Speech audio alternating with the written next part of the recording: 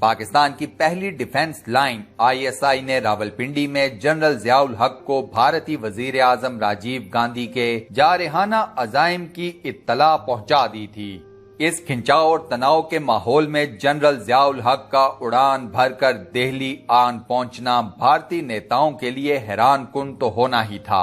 اندرا گاندھی کے مغرور بیٹے راجیو گاندھی کو بتایا گیا کہ ضیاء الحق کرکٹ میچ دیکھنے آ رہے ہیں۔ ان دنوں پاکستانی کرکٹ ٹیم عمران خان کی قیادت میں بھارت کے طویل دورے پر تھی۔ سیریز میں پاکستان کو بھارت سے 5 ٹیسٹ میچز اور 6 ون ڈے انٹرنیشنلز کھیلنا تھے۔ 2 ٹیسٹ میچز مکمل ہو چکے تھے جو دونوں کے دونوں بنا کسی نتیجے کے ختم ہوئے تھے۔ تیسرا ٹیسٹ میچ کھیلا جا رہا تھا اور ادھر راجستھان میں بھارت پاکستانی سرحدوں سے کھلواڑ کرنے کو بے چین تھا۔ ضیاء الحق کی اس طرح آمد سے اندرا گاندھی کے مغرور بیٹے کے غرور کا وزن کچھ اور بڑھ گیا۔ اس نے ضیاء الحق سے ملنے سے صاف انکار کر دیا، لیکن بھارتی اپوزیشن اور کابینہ کے اراکین نے راجیو گاندھی کو سمجھایا کہ آپ کے ایسا کرنے سے دنیا کو اچھا پیغام نہیں جائے گا، یہ سفارتی آداب کے بھی خلاف ہے۔ آپ کی اس حرکت سے پوری دنیا میں بھارت کا مذاق اڑایا جائے گا۔ بادل نخواستہ راجیو گاندھی ضیاء الحق سے ملنے کے لیے تیار ہو گیا۔ جنرل ضیاء الحق کے استقبال کے لیے راجیو گاندھی ایئرپورٹ بھی چلا گیا۔ جنرل ضیاء الحق کے طیارے نے لینڈ کیا۔ ایئرپورٹ پر راجیو گاندھی نے ضیاء الحق کا توہین آمیز سرد مہری سے استقبال کیا۔ ادھر جنرل ضیاء الحق تھا کہ مسکرائے جا رہا تھا۔ راجیو گاندھی نے جنرل کو دیکھے بغیر بے جان مسافے کے لیے ہاتھ بڑھا دیا۔ راجیو گاندھی نے اپنے معاون خصوصی سے کہا کہ جنرل صاحب میچ دیکھنے چنائے جانا چاہتے ہیں، ان کا خیال رکھنا۔ دوسری طرف راجیو گاندھی کا سرد رویہ اور میزبانوں کے ستے ہوئے چہرے بھی بن بلائے مہمان کے اعصاب چٹکا نہ سکے اور نہ ہی اس کے لبوں سے مسکراہٹ چھین سکے۔ وہ ان سب کے درمیان کھڑا مسکرا رہا تھا۔ پھر درمیانے قد و قامت کے بظاہر عام لیکن فولادی اعصاب رکھنے والے جرنیل نے راجیو گاندھی کی پیشانی عرق آلود کر دی۔ جنرل ضیاء الحق چنائے جاتے جاتے راجیو گاندھی کی جانب بڑھے اور اسی طرح مسکراتے ہوئے گڈ بائے کہنے کے بعد بولے، مسٹر راجیو، آپ پاکستان پر حملہ کرنا چاہتے ہیں، کر گزریے، لیکن یہ یاد رکھیے کہ اس کے بعد دنیا ہلاکو خان اور چنگیز خان کو بھول جائے گی۔ اس کے بعد پوری دنیا ضیاء الحق اور راجیو گاندھی کو یاد رکھے گی، کیونکہ یہ ایک روایتی نہیں ایٹمی جنگ ہوگی۔ ہو سکتا ہے پاکستان مکمل طور پر تباہ ہو جائے، لیکن مسلمان پھر بھی زمین پر باقی رہیں گے۔ لیکن بھارت کے خاتمے کے بعد دنیا میں ہندوازم کہیں نہیں رہے گا۔ میں دنیا بھر سے ہندوؤں کا نام و نشان مٹا دوں گا۔ کہا جاتا ہے کہ ضیاء الحق کی اس دھمکی سے راجیو گاندھی کی پیشانی پر پسینے کے قطرے چمکنے لگے، جو اس کی اندرونی کیفیت بیان کر رہے تھے۔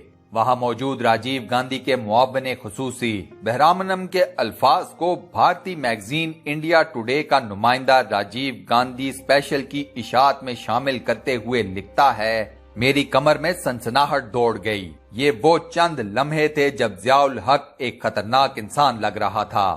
اس کے چہرے کے تاثرات اور آنکھیں بتا رہی تھیں کہ وہ جو کہہ رہا ہے کر گزرے گا، چاہے پورا بر صغیر ایٹمی جنگ کے شعلوں کی لپیٹ میں آ جائے۔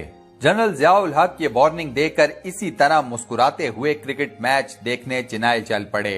اس واقعے کے بعد بھارتی وزیر اعظم راجیو گاندھی نے راجستھان کی سرحد پر موجود بھارتی فوجوں کو کیا حکم دیا یہ سب جانتے ہیں۔ راولپنڈی سے گئے طبیب کے نبض پر ہاتھ رکھنے سے ہی اس کے جنگی جنون کا بخار اتر گیا۔ جنرل ضیاء الحق کو اللہ تعالیٰ نے انتہائی مضبوط اعصاب، اپنی اندرونی کیفیات کو چھپانے اور انکساری کی بے پناہ صلاحیتوں سے نواز رکھا تھا۔ ضیاء صاحب دوسروں کو اپنے فیصلے کی کانوں کان خبر نہیں ہونے دیتے تھے۔ جنرل ضیاء الحق اعصاب کے کس قدر مضبوط تھے ان واقعات سے آپ کو پتہ چل جائے گا۔ جنرل ضیاء الحق نے 5 جولائی 1977 کو مارشل لا لگایا۔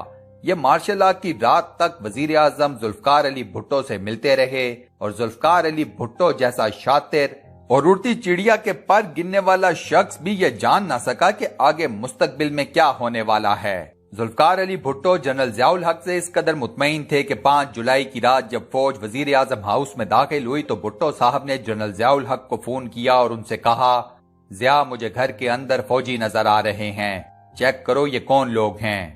دوسرا واقعہ ذوالفقار علی بھٹو کی پھانسی کی رات تھی۔ عدالت کی طرف سے ذوالفقار علی بھٹو کو پھانسی دینے کا حکم آ چکا تھا۔ جنرل ضیاء الحق معمول کے مطابق کام کرتے رہے، رات کو گھر گئے، کھانا کھایا، بیگم صاحبہ کے ساتھ روٹین کی گفتگو کی اور سو گئے۔ بیگم صاحبہ کو بھی یہ معلوم نہ پڑا کہ ضیاء الحق صاحب کو عدالتی فیصلے سے آگاہ کر دیا گیا ہے۔ اگلی صبح 4 اپریل کو وزارت خارجہ میں میٹنگ تھی۔ جنرل ضیاء الحق مقررہ وقت پر میٹنگ کے لیے پہنچے، کرسی صدارت پر بیٹھے اور بڑے اطمینان سے کہا، میں میٹنگ سے پہلے ایک اناؤنسمنٹ کرنا چاہتا ہوں۔ آج صبح عدالت کے حکم پر سابق وزیر اعظم مسٹر ذوالفقار علی بھٹو کو راولپنڈی جیل میں پھانسی دے دی گئی ہے۔ ان کی میت ان کے آبائی گاؤں گڑی خدا بخش میں پورے اعزاز کے ساتھ دفن ہو چکی ہے۔ آپ لوگ ایجنڈا کھولیں اور میٹنگ شروع کریں۔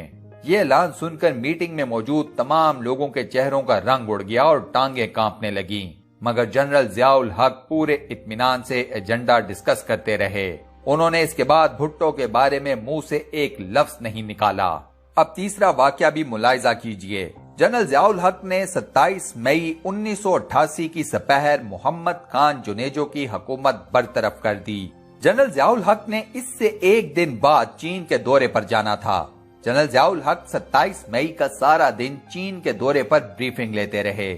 وزیر خارجہ صاحبزادہ یعقوب علی خان اور وزارت خارجہ کے اعلیٰ حکام جنرل صاحب کو آرمی ہاؤس راولپنڈی میں چین کے دورے کے بارے میں بریف کرتے رہے۔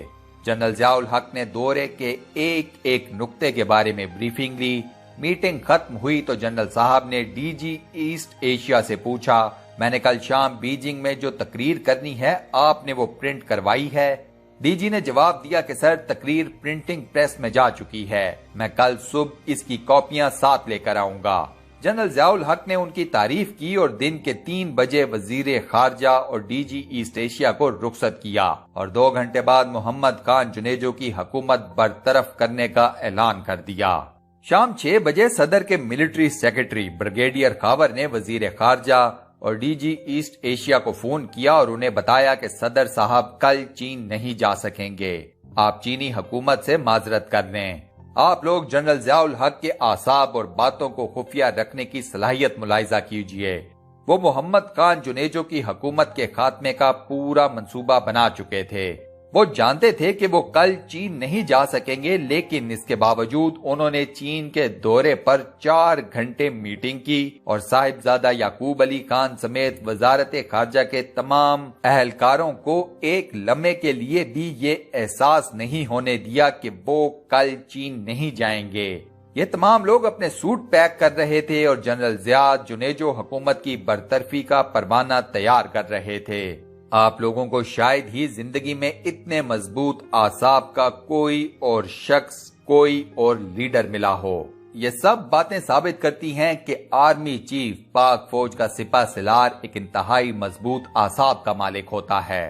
یہی وجہ ہے کہ آپ لوگوں نے نوٹ کیا ہوگا کہ پاک فوج کے جتنے بھی سپہ سالار آپ نے دیکھے ہیں وہ سب کے سب یہ ظاہر نہیں ہونے دیتے تھے کہ ان کے مائنڈ میں کیا چل رہا ہے۔ میری ذاتی رائے میں پاکستان کے تمام آرمی چیفز کی ہمیشہ نیت ٹھیک رہی ہے۔ انہوں نے ہمیشہ پاکستان کی بقا اور سالمیت کو اپنی ٹاپ پرائورٹی رکھا ہے۔ ان لوگوں نے جو بھی فیصلے کیے اس میں ان کی نیت یہی تھی کہ پاکستان کا فائدہ ہونا چاہیے۔ ان میں سے کسی بھی ایک جرنیل نے اپنی ذاتی مفادات کے لیے کوئی فیصلہ نہیں کیا۔ میری اللہ تعالیٰ سے یہ خصوصی دعا ہے کہ وہ پاک فوج کو ہمیشہ مضبوط رکھے، پاک فوج کو اپنے ہر دشمن پر قابو پانے کی توفیق عطا فرمائے، آمین۔ دوستو کمنٹ سیکشن میں آمین لکھ کر اس دعائے خیر کا حصہ ضرور بنیں اور صدقہ جاریہ کمائیں۔ اس ویڈیو کو لائک